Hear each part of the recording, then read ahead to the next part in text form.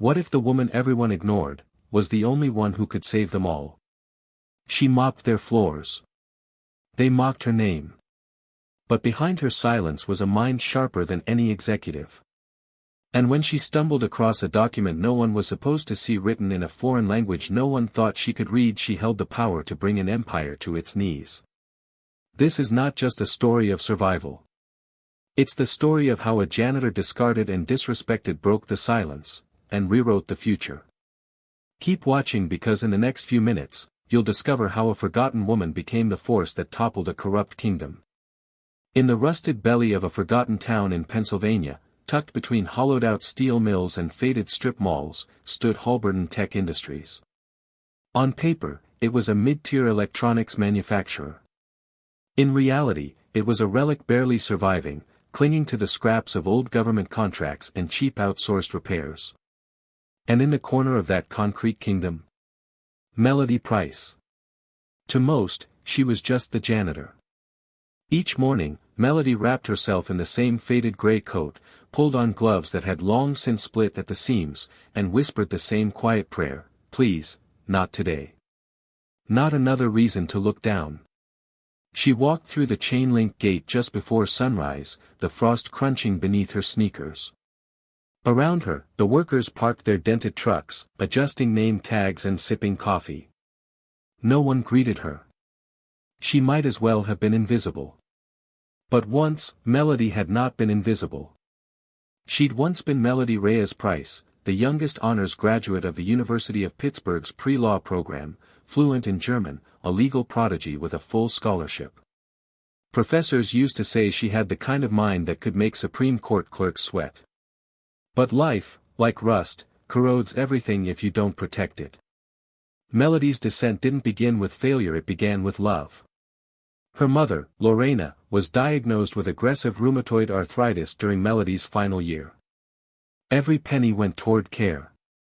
Melody worked double shifts at the library, then at a call center, then dropped out altogether when her mother's condition worsened. The scholarships dried up. The future disappeared. Halberton Tech was the only job she could find. No law firm would look at her without a degree. But the factory? It needed a janitor. One who wouldn't complain. One who wouldn't be seen. The job came with stares. White technicians sneered as she passed. Engineers in their pressed khakis and fleece vests talked over her. The office staff didn't even know her name. On her second week, someone had actually placed their trash on her cleaning cart and said, "Hey, can you dump that?" Not please. Not even eye contact. Then there was Linda Case, the facilities manager. Sharp-lipped, cold-eyed, and very white. She watched Melody like a hawk, issuing verbal warnings for clocking in 90 seconds late or leaving a streak on a bathroom mirror. "You know, Ms. Price," Linda said once, her voice slick with false concern, "we have standards here. This isn't a community shelter." Melody had said nothing. Just nodded. Because she knew one wrong word, and she'd be gone. The factory was filled with women like Melody. Invisible women. Immigrants. Single mothers. Quiet black women who kept their heads down and mops moving. Their stories rarely made it beyond the hallway whispers. But Melody, despite the weight of her past, was not just cleaning to survive. She was watching. Listening. Learning. Her mind, honed by years of legal study, hadn't dulled. It was just quiet. Waiting. Then one morning, the tide began to turn. It was cold, the kind of morning where breath turned to fog and ice crackled beneath tires. Melody arrived early, brushing salt off her coat as she stepped into the factory's side entrance. The silence was thick. Fluorescent lights flickered above. Somewhere, a vending machine hummed like a trapped wasp. Melody went to her locker, unpacked her supplies, and headed toward the executive wing, her least favorite route. That day, she was scheduled to clean the office of Richard Lasker, the CEO of Halberton Tech. He rarely spoke to anyone under VP level. But his office? It always smelled like imported cedar and money. She unlocked the door and stepped in. The carpet was so plush it muffled her footsteps. On the desk, papers were scattered in disarray rare for Lasker, a man obsessed with order. Melody set her mop aside and began wiping the desk surface. Then her eyes landed on something that made her breath catch. A thick folder, stamped with an unfamiliar logo, lay partially open. Its contents? German. Not just labels or addresses, full legal text. Melody leaned in. She knew that format. Vertraulicher Vertrag. Confidential contract. Her heart skipped. It was a merger contract, a sale agreement.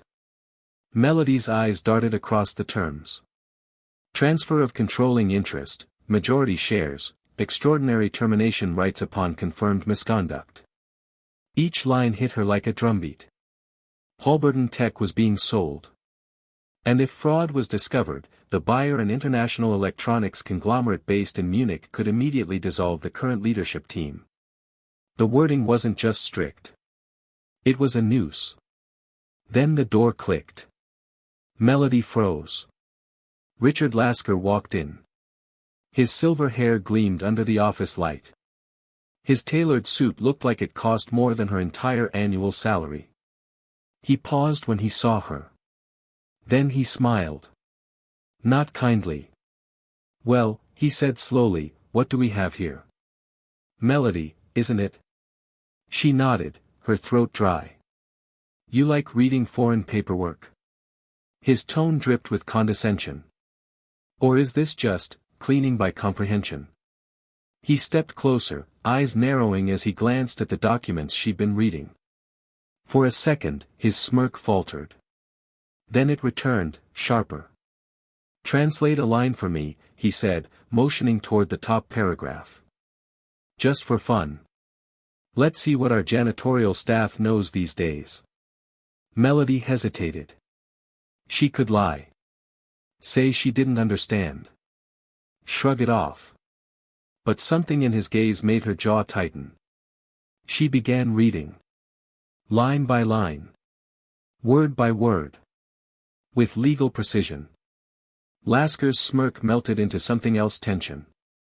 "You're making that up," he snapped. "You don't know what you're saying." "I do," Melody said softly. "And if this clause is enforced, it won't just be your position that's terminated." For a long beat, there was only silence. Then Lasker stepped forward, grabbed the folder, and slammed it shut. "This conversation never happened," he hissed. "Stick to floors, Ms. Price. And if I catch you in here again, you'll be out before lunch." Melody nodded. But inside, a fire had been lit. She walked out of that office shaking, but not from fear. From clarity. She was done being invisible. The air outside the CEO's office tasted different after Melody Price stepped out. Not physically, but in that deep, invisible way the world shifts when you've crossed a line you can't uncross. She walked back down the long corridor of Halberton Tech, clutching her mop like a soldier holding her rifle. Her glove squeaked softly against the handle, her breath shallow, each footstep measured.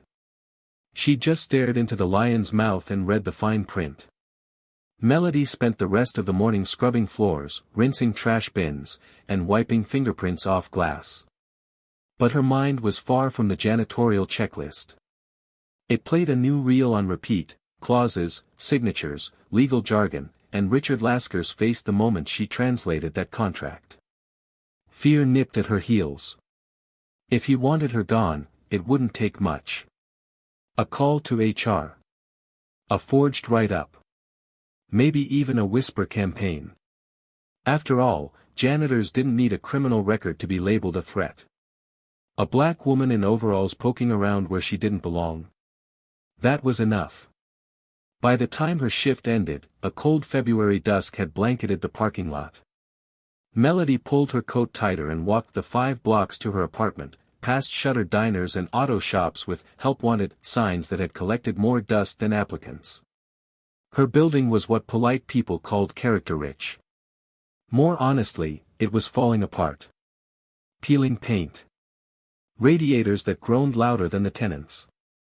Her mother, Lorena, was dozing in the armchair by the window when she got in, wrapped in a quilt and wearing 2 pairs of socks. "Long day, baby," she mumbled. "Longer than usual," Melody whispered, kissing her forehead.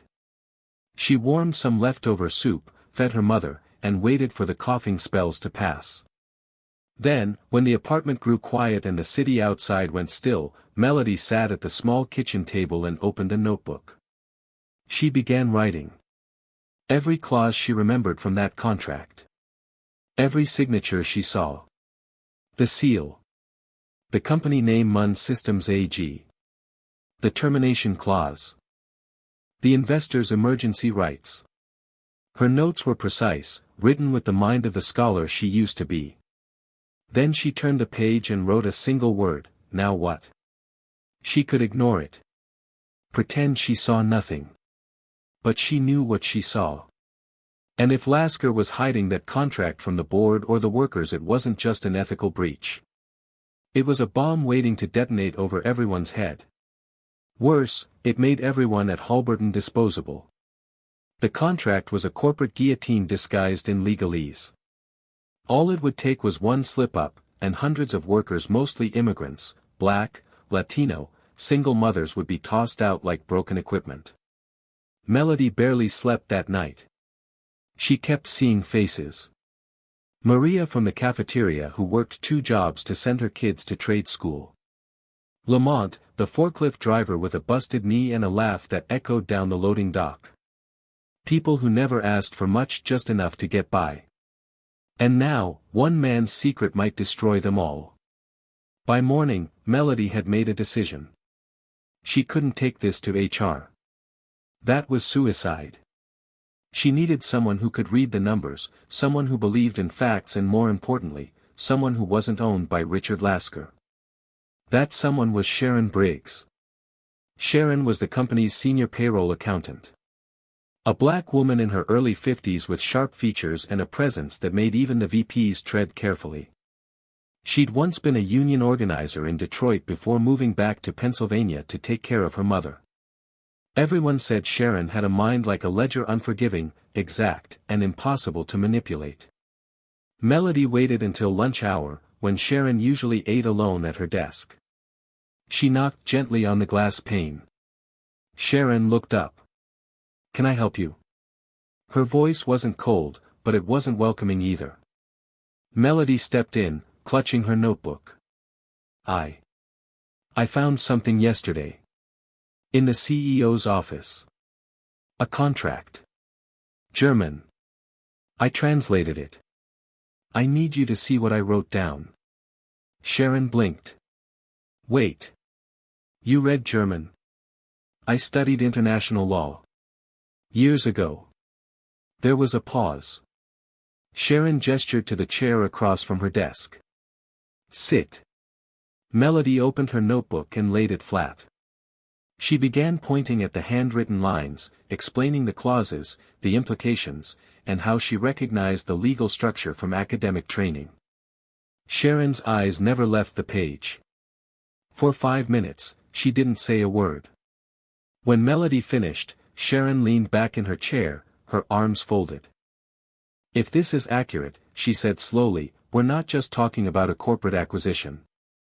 We're talking about a setup. Someone's planning to sell Halberton, clean house, and blame the collapse on a paperwork discrepancy. That clause? It's a legal backdoor. Designed for fraud, cover-up, and deniability." Melody's stomach dropped. She had hoped, maybe, she misunderstood. But no. It was worse than she thought. Sharon closed the notebook, pushed it back toward her, and said, "Come back after your shift." That night, they met at a small diner 2 blocks from the factory. Sharon brought a briefcase full of spreadsheets. Payroll inconsistencies. Vendor payments. Budget line items that didn't match the invoices. "I've been suspicious for months," Sharon said, sipping black coffee. "But no one believed me. They said I was imagining things. That I was too close to the numbers. But with your notes, We have a start. Melody hesitated. So what now? What do we do? We build, Sharon replied. Piece by piece. Quietly. If we take this to the board too early, Lasker will bury it and bury us right after. But if we have enough evidence solid, irrefutable, then when the German auditors arrive, they won't just see numbers. They'll see a pattern. Fraud. Misconduct. Grounds for termination. Of Lasker. Of the entire leadership team. Melody blinked. You want to take down the CEO? No. He's taking himself down, Sharon said. We're just making sure everyone else doesn't go down with him.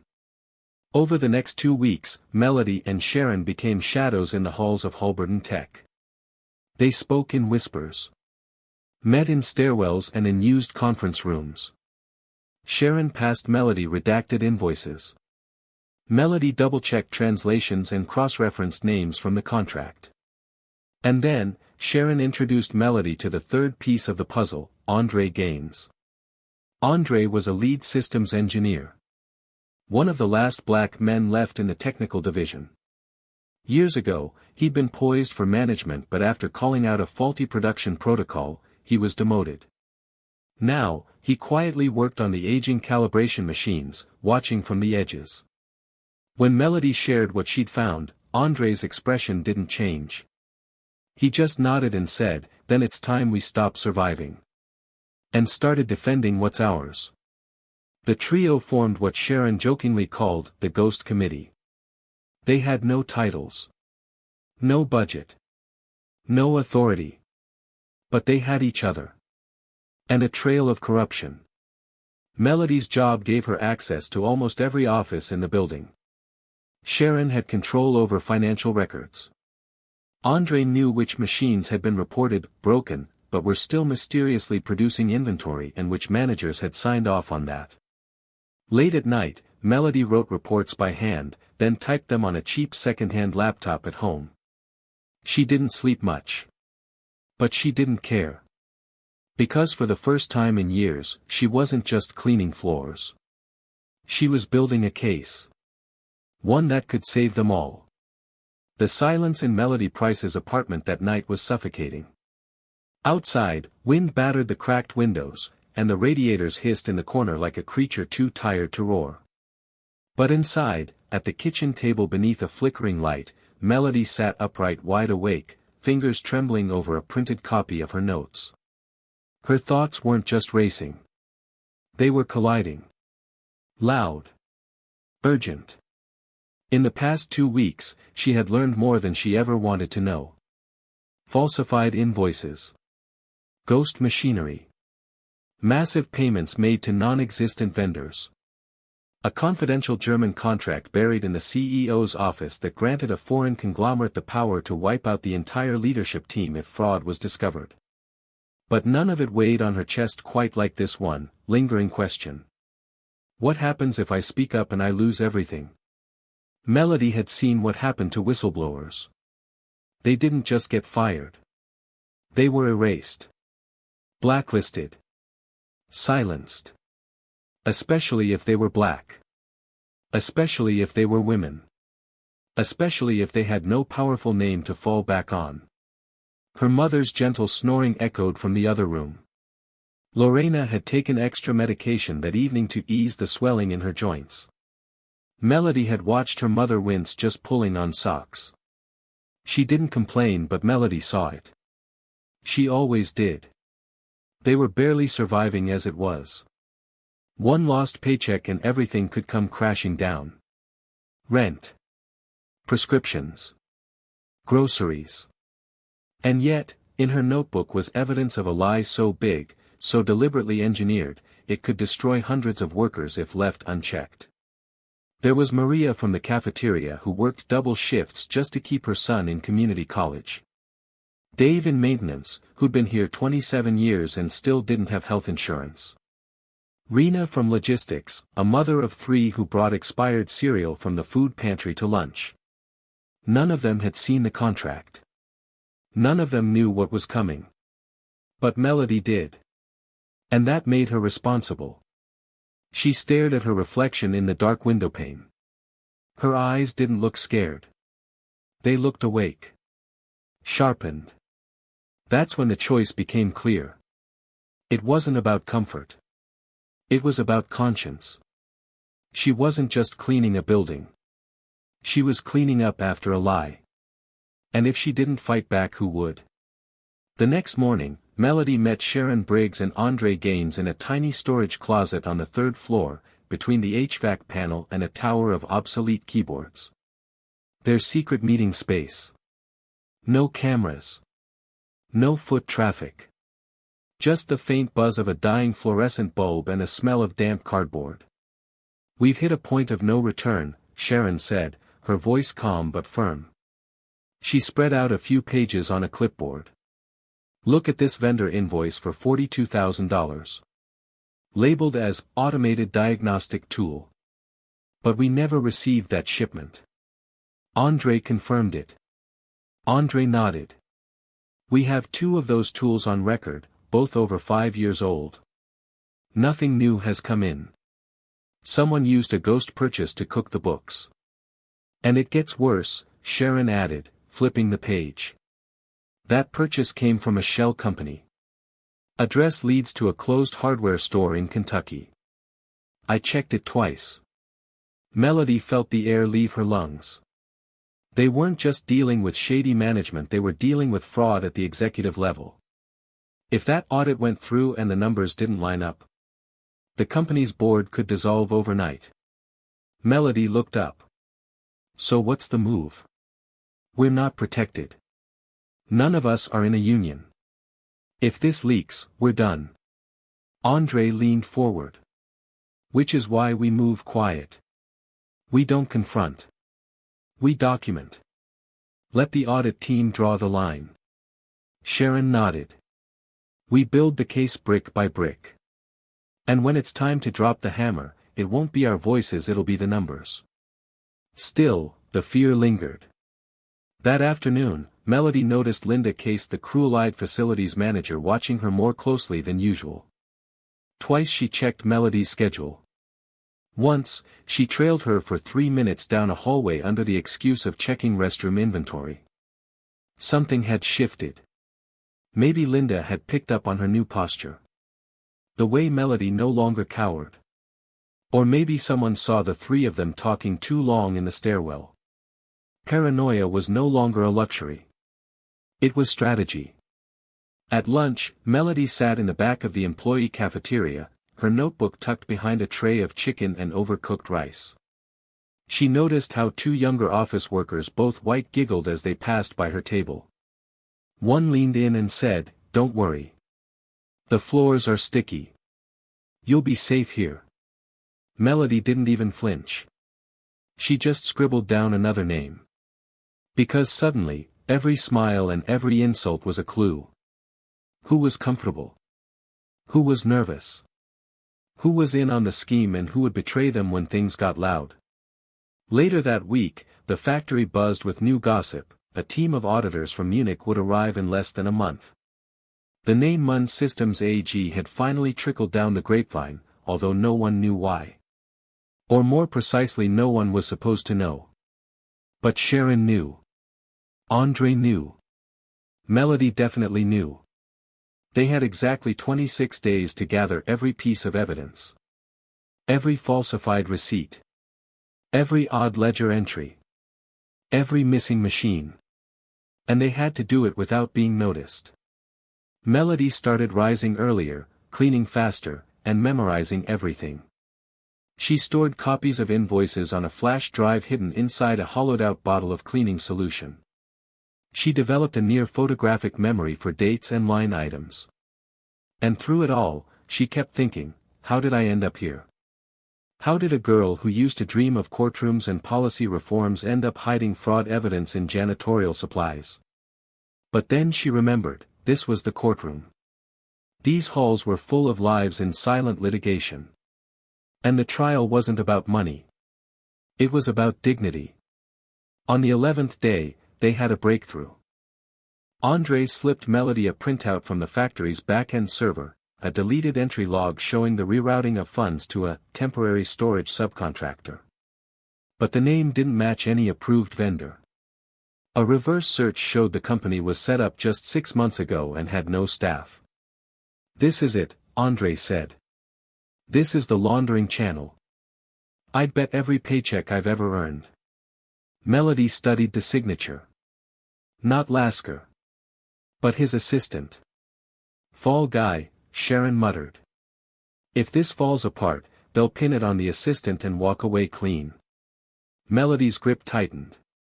No. Not this time.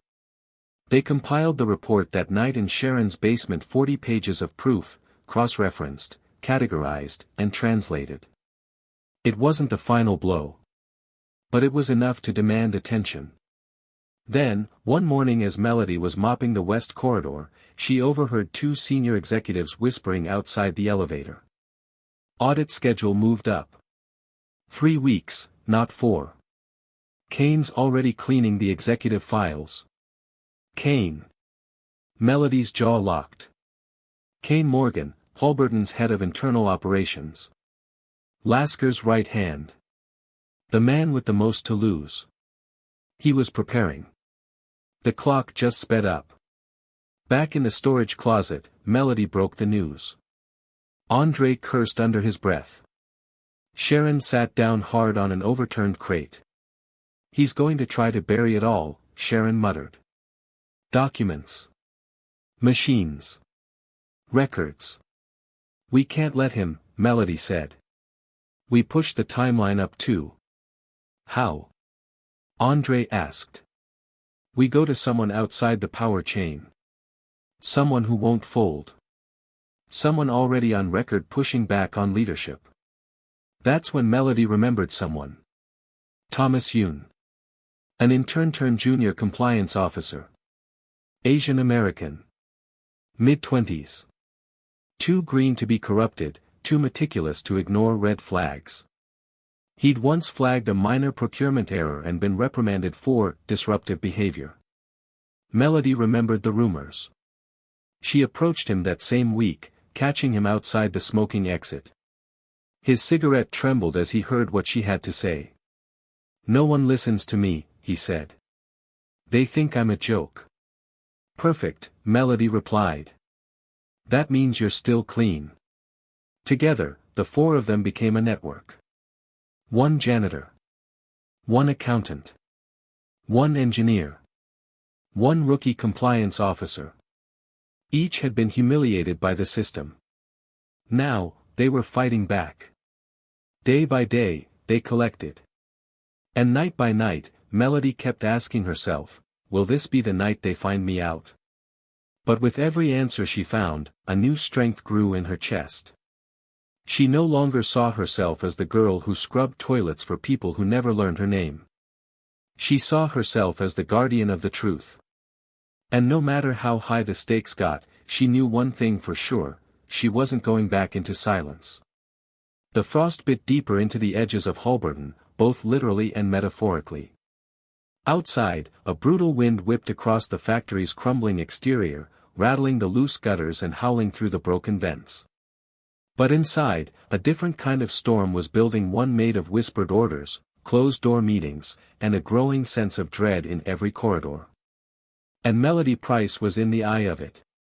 It had been 10 days since she, Sharon Briggs, Andre Gaines, and now Thomas Yoon began operating like ghosts within the system. But something had shifted. The factory no longer hummed with the oblivious rhythm of routine. It was jittery. Uneasy. Melody could feel it in the way the conversation stopped whenever she entered a room. She saw it in the sudden reappearance of Linda Case, the sharp-tongued facilities manager, now inspecting her cart twice a day. She felt it in the glances exchanged by mid-level supervisors around the break room, the way their eyes narrowed when she passed. It was clear. Someone knew something, or at least suspected. That week, Melody found 2 custodial warnings slipped into her locker, neither signed, both citing fabricated infractions. Failure to sanitize equipment bin A7. Improperly sealed hazardous materials container. She had documentation proving otherwise, but when she brought it to Linda Case, the woman only smiled coldly. "You know," Linda said, brushing invisible dust off her blouse, "some people forget their place around here. This isn't a scholarship program. It's a factory. We don't need overachievers." Melody didn't flinch.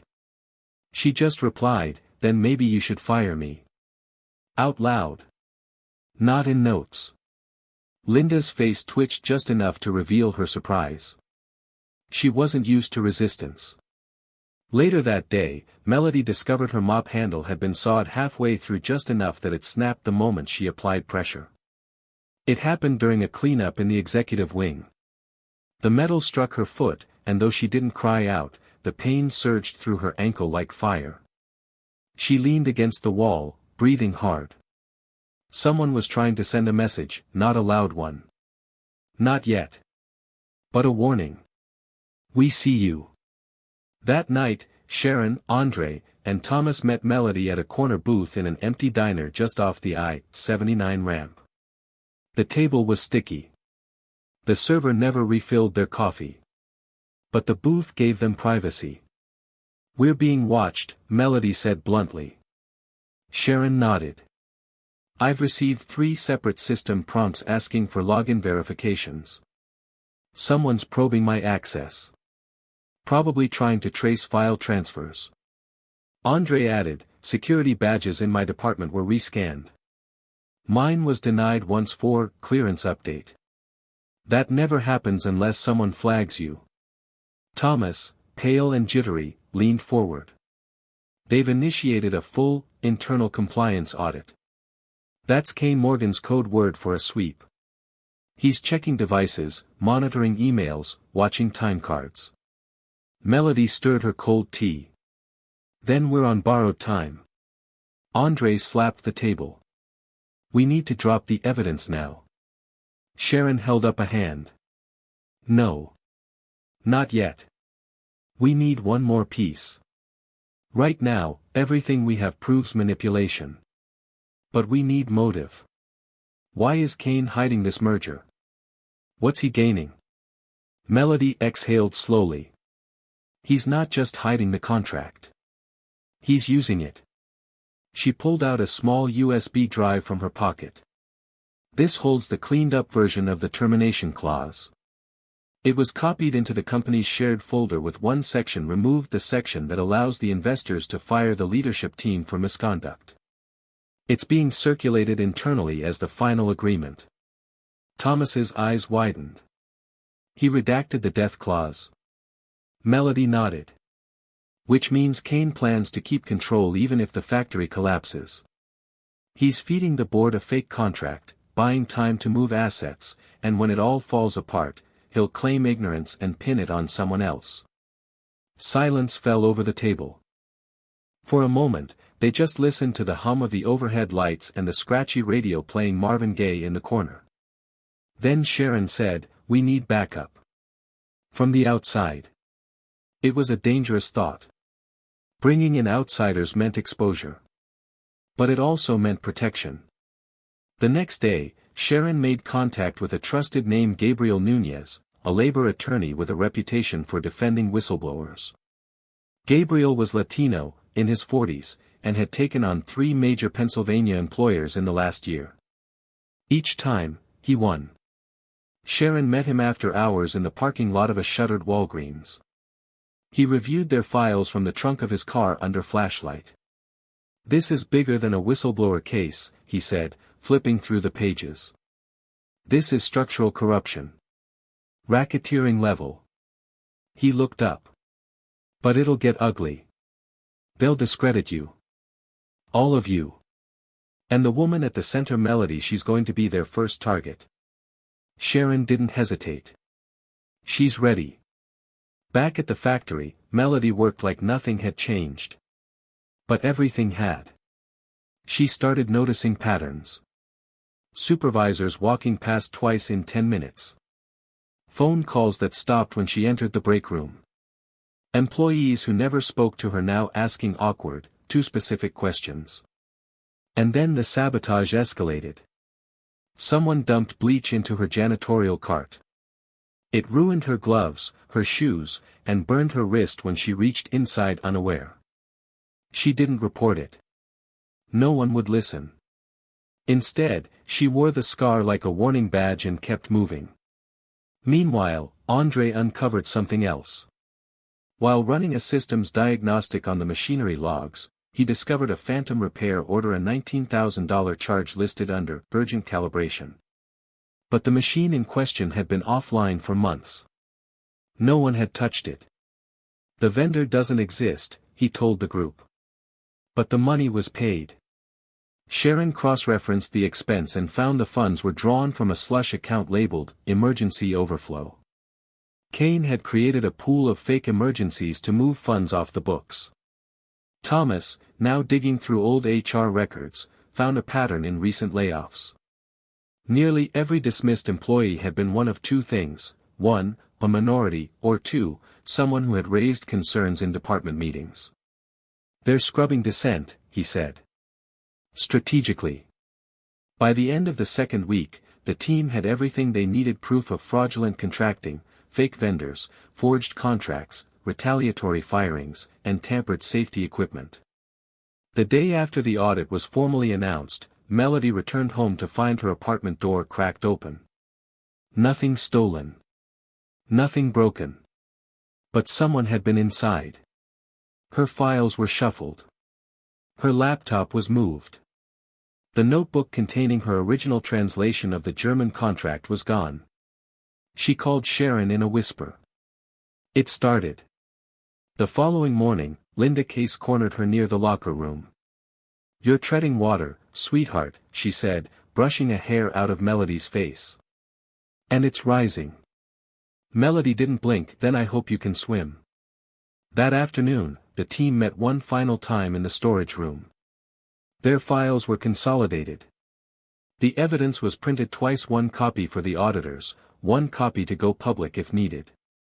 They reviewed their timeline. Every risk. Every step. And then, Melody made a request: "I want to be the one to hand it over." Sharon hesitated. "Are you sure? They need to hear it from the person they thought would never speak." And so, as the factory buzzed with rumors and preparations, as Kane doubled cleaning crews and demanded spotless hallways, as workers quietly whispered about something coming in the cafeteria line, Melody went home, sat at her desk, and wrote a one-page letter. It was addressed to the audit delegation from Munn Systems AG. It read, in part, "You were given a contract, but not the truth. You were promised numbers, but not honesty. As an employee of Halberton Tech, I ask only this: look at what we've shown you. Look closely. And see not just the fraud, but the people it's meant to crush. I was hired to clean this place. But today, I am revealing the mess no one else dared touch." It was a Tuesday morning, so cold that even the frost on the factory gates seemed frozen in place. A silver-gray sky loomed low over Halberton Tech's parking lot as a convoy of sleek black sedans pulled through the gate. Foreign plates, clean glass, tinted windows. The air shifted. The storm had arrived. Inside the factory, silence buzzed louder than machines. Every worker knew what was happening. The German delegation from Munn Systems AG had come. Not just for a tour. Not just for a press opportunity. This was the audit. The reckoning. The day the walls might finally crack. Melody Price stood in the janitorial hallway, her badge clipped tight, her hair pulled back. She had barely slept. Her boots still bore the bleach stains from the sabotage 2 days earlier. Her left wrist was bandaged. But her hands? Steady. In her canvas messenger bag were the documents that could change everything: contract pages, ledgers, vendor records, false payments, and the translation she'd handwritten by candlelight. And a printed cover letter. She'd read it 5 times that morning. Her voice shook a little on the first read. It didn't on the 5th. Across the building, the elite gathered. Richard Lasker was at the helm of the chaos, impeccably dressed in a tailored charcoal suit, his silver cufflinks glinting under the boardroom lights. He flashed his signature smile to the auditors. It was the same expression that had charmed shareholders for 15 years. Controlled. Calculated. Hollow. He had rehearsed his pitch the night before like an actor learning final lines. Charts, graphs, projections, video tours. All polished. All fake. But he had not rehearsed for melody. At 10:34 a.m., in the sunlit executive boardroom, under the watchful eyes of 11 German auditors, 3 shareholders, and Halberton's top brass, Richard stood beside a giant screen, clicking through slides like he was guiding a museum tour. And here, he said, we show a 14% year-over-year growth in equipment performance, thanks to our reinvestment strategies. The door opened. Every head turned. Melody Price stepped into the room. Behind her came Sharon Briggs, dressed in a modest gray blouse, eyes burning with determination. Next came Andre Gaines, who had left his tool belt behind but carried a binder of evidence like a sword. Then Thomas Yoon, holding nothing but a flash drive and the weight of months of truth. The room froze. Lasker's smile faltered just enough for the auditors to notice. He took a step forward, voice tightening. What is this? Melody answered. It's time someone told the truth.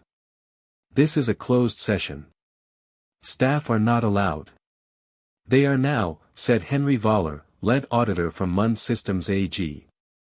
His German accent was crisp, his tone surgical. We received a letter. Signed by Ms. Price. We've agreed to hear what she and her colleagues have to present. Lasker turned red. This is absurd. She's a janitor. Melody stepped forward, removed the binder from her bag, and laid it on the glass table. Then let a janitor show you where the dirt really is.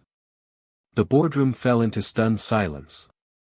Melody opened the binder and began speaking, not fast, not dramatic, but deliberate and clear. This, she said, tapping the first page, is a copy of the original contract between Halberton Tech and Munn Systems AG. This is the real version, the one I found in Mr. Lasker's office. With the termination clause intact. The clause that states the entire leadership team can be dismissed in the event of discovered fraud. She slid the second page forward. This is the version currently being circulated internally. You'll notice it's missing that clause. Whispers swept the room. This, she said, moving to the next tab, is a record of vendor payments made to shell companies. Some of these vendors don't exist. Others are registered to P.O. boxes tied to Lasker's private assistant. Sharon stepped in. These are payroll records showing dozens of workers fired or reassigned for raising concerns. Each termination marked as performance-based, but with no documented reviews. Andre followed. Here are the maintenance logs, machines written off as broken but still running, generating unaccounted inventory. The difference is being used to justify emergency expenses. Those numbers are falsified. Then Thomas Yoon spoke. This flash drive contains access logs showing when files were altered. I've matched them against badge records. You'll see that most edits occurred after hours from Mr. Kane Morgan's terminal. He used administrative override protocols to avoid leaving digital fingerprints. One of the German auditors raised his hand. Can you verify these claims independently? Henry Voller nodded. I already have. We've cross-referenced initial statements. Her translations match the original contracts. The ledger inconsistencies are real. We've been reviewing her evidence since 7 this morning. Lasker's voice cracked for the first time. This is a coordinated smear campaign. These are disgruntled employees. These people have no authority to speak. Henry interrupted, lifting the translated contract. I'm sorry, Mr. Lasker, but you no longer control this room. He turned to the group. Effective immediately, Halberton Tech's financial operations will be subject to a full forensic audit. Leadership is suspended pending investigation. Control of day-to-day operations will be handed to an interim team. Lasker's face drained of color. You can't do this. I just did, said Henry. The room was silent. Melody exhaled. Her palms were sweating, but her voice remained level. Outside, through the glass windows of the boardroom, the factory floor stood still. Workers had gathered quietly, sensing something momentous. Among them, women from the assembly lines. Older men from shipping. Janitorial staff in faded uniforms. Watching. Listening. And slowly, it began. A ripple of applause. Not loud. Not explosive. But real. It traveled down the hallway, passed from hand to hand, from whisper to voice. Inside the boardroom, Lasker was escorted out. Tina Barnes, who had once threatened to fire Melody for forgetting her place, stood by the door, stunned and pale. Melody walked past her without a word. Because she hadn't forgotten her place. She had claimed it. The next morning, Halberton Tech woke to something it had not felt in years. Hope. The announcement came via a plain company-wide email at 7:42 a.m., effective immediately. The following interim appointments are confirmed pending the completion of the ongoing audit. Melody Price, Interim Chief Executive Officer. Andre Gaines, Interim Chief Operations Officer. Sharon Briggs, retained as Chief Financial Officer. Thomas Yoon, Director of Compliance and Integrity Task Force. The factory floor buzzed with stunned disbelief. A janitor. An engineer. An accountant. A compliance intern. They weren't the old guard. They weren't Ivy League. They weren't part of the club. And yet now, they were in charge. Some cheered. Some scoffed. Others whispered behind clipboards and shared disbelief in the cafeteria. But none of it mattered to Melody. Not the gossip. Not the sideways looks. Not the lingering scent of disbelief. Because for the first time since stepping foot in that factory, she had a key to the front office. Still, Melody knew power didn't come with a title. It came with choices. And hers began now. The executive suite, once polished and sterile, was bare when Melody first entered. Richard Lasker had cleared his desk before he left. His photos, his cigars, his silver pens all gone. What remained was a bitter smell of arrogance and polished deceit. Melody placed her worn canvas bag on the CEO's desk and sat down, not to pose, not to celebrate, but to work. Andre stepped in moments later, dressed in his usual blue button-down and dark jeans. He glanced around and grinned. Still feels like enemy territory. Melody nodded. Good. That means we know it's not ours yet. But not everyone welcomed change. Behind closed doors, remnants of the old regime plotted quietly. The Grey Wolves, as Sharon called them, the senior department heads who had thrived under Kane and Lasker, were now cornered animals. They filed paperwork late. Ignored directives. Spread rumors. She's just a face for the press, one whispered. This won't last. That girl used to clean toilets. Some supervisors slowed production intentionally. Others spread false safety alerts, forcing shutdowns of key assembly lines. Melody felt the resistance at every turn. She gave a speech to the staff on her third day, standing on a loading dock crate. I don't come to you with a resume polished by privilege. I come with scars. Scars from this very floor, from these walls that silenced so many. But I also come with truth. I don't want your fear. I want your trust. And I'll earn it. Her words were not elegant. But they were real. That made them dangerous. 3 days later, the retaliation escalated.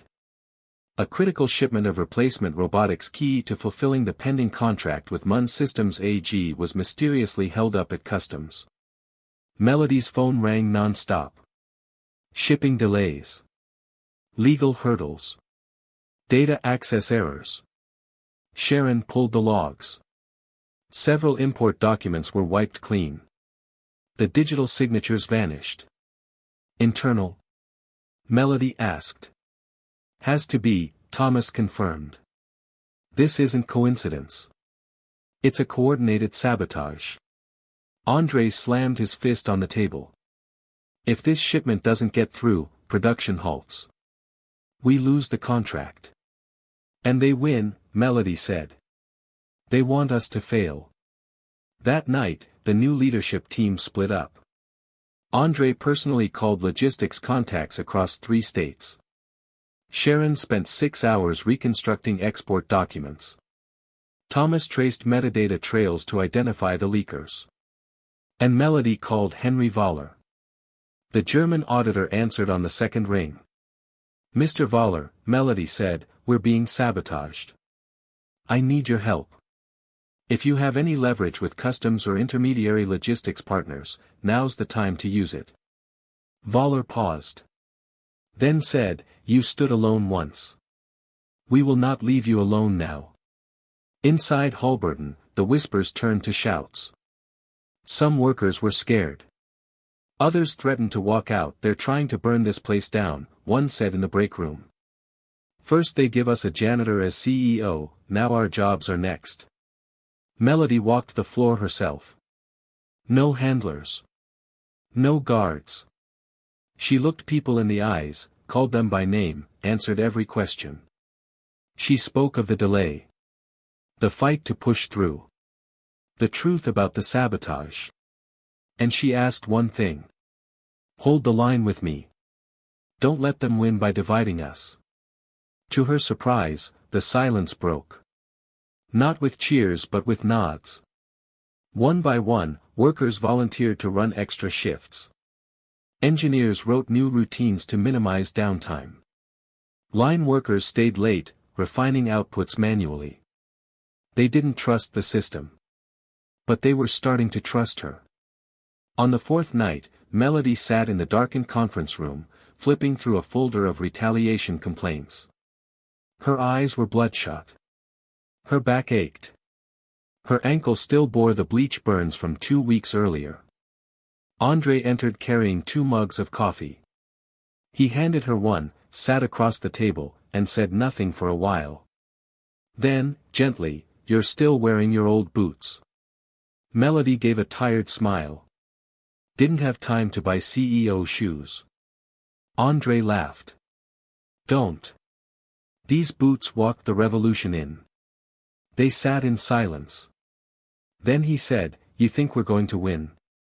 Melody didn't answer for a long time. Then, we already did. The day we stopped cleaning their mess in silence. On day 5, the shipment cleared customs. The robotic crates arrived with a forklift escort and cheers from the production floor. It was a minor miracle and an unmistakable sign. Halberton hadn't collapsed, that IT had stood its ground. That week, the local news caught wind of the story. A young black woman, once a janitor, now the CEO who saved her plant from collapse. Journalists arrived. So did national labor groups. So did allies and enemies. Melody granted a single interview. She didn't smile for the camera. She didn't speak in slogans. She said, there's no magic in what we did. Just the belief that even those who scrub the walls can hold them up. If dignity's only for those at the top, then this country's been reading justice upside down. But inside the factory, the fight continued. Old executives still in the shadows tried to stir up union division. Emails were leaked. Rumors that Melody planned to cut benefits. That she was just a puppet. That the new leadership was too soft to protect jobs. They wanted doubt to rot her progress. But Melody moved faster.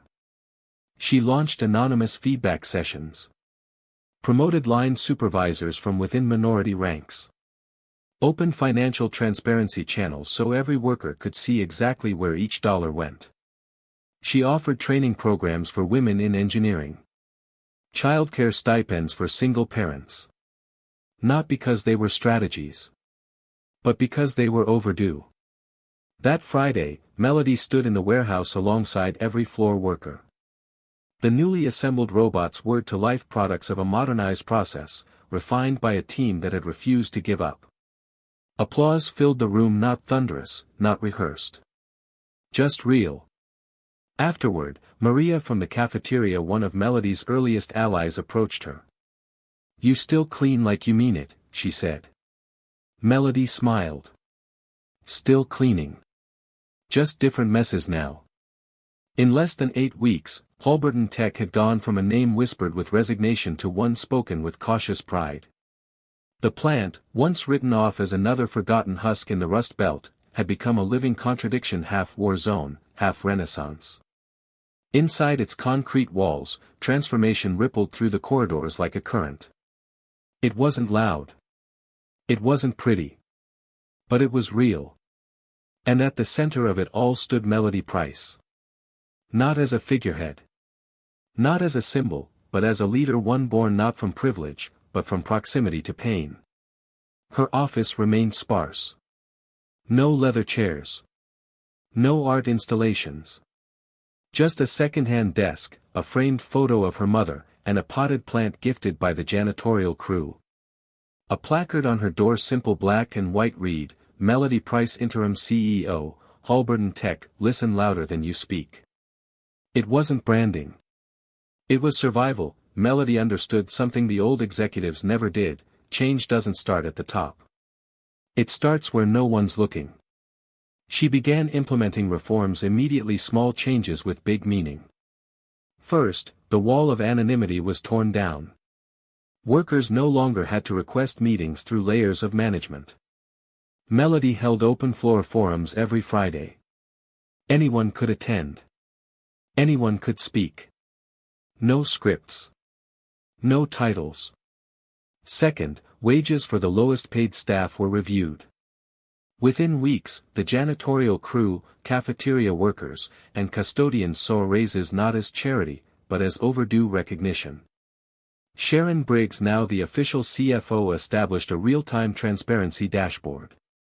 Every financial decision above $5,000 was logged and accessible to internal staff. Misused funds had thrived in darkness. So Melody flooded the system with light. Training programs were launched in partnership with local trade schools. Minority employees were encouraged to apply for supervisor roles. Scholarships were awarded to the children of factory workers for engineering and tech certifications. One of the first recipients, Maria's son. The same cafeteria worker who once smuggled expired sandwiches home. He was now studying automation systems on a full ride funded by the company's new education initiative. Meanwhile, Andre Gaines led the overhaul of Holberton's operations. As COO, he personally rebuilt the maintenance protocols, eliminated ghost inventory reports, and dismantled outdated systems that had propped up decades of fraud. He reinstated disqualified equipment operators who had been demoted for attitude issues, code, in the old days, for being black, outspoken, or both. More than once, he clashed with holdover department heads who resisted his changes. But Andre didn't flinch. He'd been invisible too long to beg for respect now. He took it quietly, methodically, one corrected system failure at a time. Thomas Yoon, the former intern who had become director of compliance, created Holberton's first Ethics and Equity Council, made up entirely of floor workers and community members.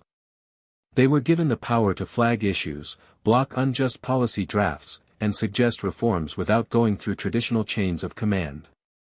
Thomas rewrote the employee code of conduct from scratch, removing vague disciplinary clauses used to target whistleblowers and including protections for undocumented workers, single parents, and formerly incarcerated applicants. "No more secrets," he said at the first council meeting. "No more fear. Not on our watch." But with every step forward, shadows from the past tried to pull Holberton backward. Disinformation campaigns spread on anonymous forums. Rumors whispered through third-party suppliers.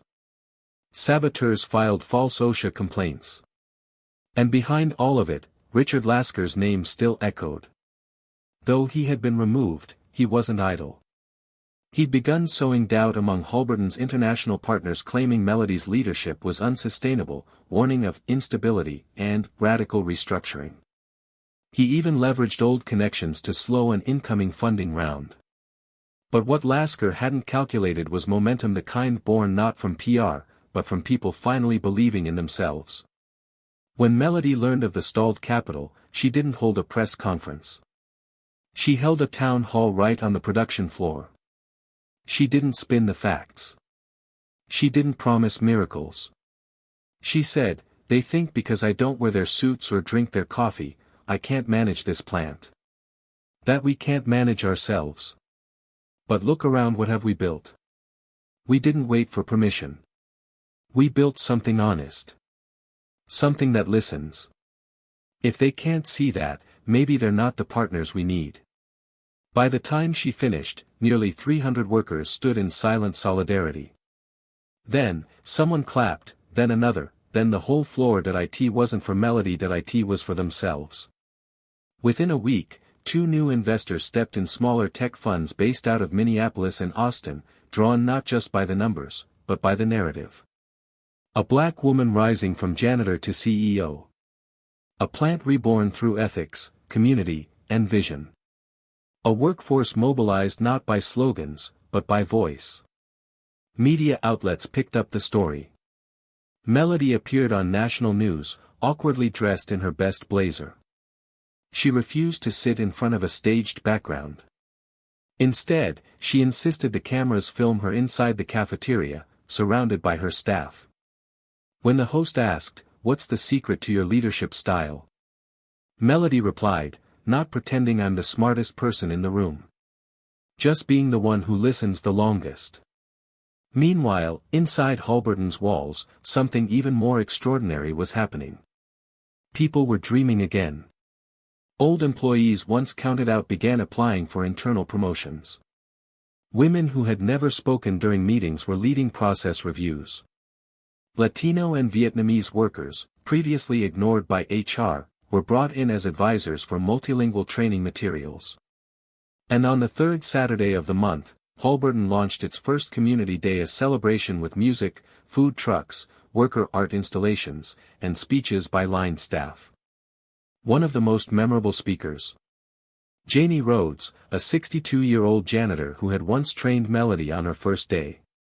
She stood, voice cracking with emotion, and said, "I used to think my job was to clean up after everyone. Now I see I was laying the foundation. Melody just showed us how to build the house." As Halberton surged forward, so did Melody's connection with Andre. What began as shared sleepless nights and coffee-fueled strategy sessions gradually deepened. They didn't hide it. But they didn't advertise it either. It wasn't about romance headlines or workplace drama. It was about finding someone who had survived the same fire and stayed soft enough to hold hope anyway. One night, after another crisis averted and another long walk through the warehouse, Melody and Andre sat on the loading dock steps. She asked, "Did we really change anything?" Andre looked up at the stars. "You didn't just change this place," he said. "You reminded it what it could be." The spring sun poured through the windows of Halberton Tech's main hall, the same windows that once looked down on exhausted workers, flickering fluorescent lights, and decades of silence. But today, light danced off polished floors and bright banners. Rows of folding chairs filled the room, packed with engineers, janitors, cafeteria staff, investors, and even members of the public who had once written this place off as a forgotten factory in a fading town. At the center of the room stood a stage, simple, industrial, but dressed with purpose. At the front of that stage stood Melody Price. The janitor turned CEO, the woman they had once ignored. The woman who had helped rebuild everything. She didn't wear heels or a power suit. She wore clean work boots, dark jeans, and a navy blouse. Her posture was calm, but her eyes held the weight of 1,000 days walked in silence and the fire of someone who had finally chosen to speak. The room hushed as Henry Voller, the German auditor whose initial inquiry had cracked the case wide open, stepped to the microphone. A quiet man, rarely emotive, Henry's voice rang with gravity. When I first met Ms. Price, she was not in this room. She was not on any org chart. She was not on the company website. She was invisible to those in charge, but she saw everything. She translated a document no one else could read, not just with language, but with courage. And in doing so, she gave not only Halberton Tech but all of us a mirror. A reflection of what we ignored. And what we can become. The room erupted in applause. But Melody, eyes glistening, didn't smile for show. She looked down at the factory floor, where machines once hummed over worn-out voices, and saw something else. Laughter, young women in hard hats discussing prototypes. Immigrant workers chatting over lunch about their children's scholarships. Former janitors leading efficiency workshops. Old managers now answering to teams they once dismissed. This wasn't just transformation, that IT was restoration. After the meeting, Melody stepped off the stage and made her way through the crowd. She wasn't swarmed. She wasn't idolized. She was welcomed with claps on the shoulder, warm hugs, and whispered thank yous in English, Spanish, Vietnamese. Near the back of the room, leaning quietly against a pillar, stood her mother, Lorena Price. Frail, wrapped in a shawl, her health still fragile, but her eyes sharp. Proud, Melody walked straight into her arms. Neither said anything, they didn't need to. In the weeks that followed, Halberton Tech continued its rise. Domestic and international contracts poured in, not just from companies chasing profit, but from those inspired by purpose. Universities requested partnerships. Documentary crews asked for interviews. Melody declined most. She wasn't interested in becoming a celebrity. She was interested in becoming a case study for change. Under her leadership, the company instituted profit sharing for all employees. Introduced transparent bidding processes to eliminate crony vendors. Built a new on-site childcare center funded entirely from executive bonus reallocations. Offered a path to ownership program for long-term employees to own stock without buy-in fees. But perhaps most powerfully, Halberton launched the Melody Price Initiative, a scholarship fund for low-income, marginalized women in STEM and legal studies. Fully funded. Fully independent. The first cohort of 15 recipients included janitors' daughters, cafeteria workers' nieces, and refugee girls from Cleveland's community centers. The message was clear: you are not invisible. Not everyone celebrated. In boardrooms far from Pennsylvania, former executives whispered over bourbon, "She's rewriting the rules. She's dangerous. She makes the rest of us look corrupt." But Melody didn't flinch. She had spent too many years scrubbing floors while men with clean shoes told her what she was worth. She didn't need their permission to prove otherwise. One afternoon, during a rare quiet moment in her office, Melody received a letter. Handwritten. Neat cursive. It was from a 17-year-old girl in Detroit. It read, "My mom said I wasn't smart enough for engineering. My counselor said maybe I should try trade school. But then we watched a video about a woman who used to be a janitor and became a CEO. I don't know if I'll ever lead a company. But I know I can try. Because you did."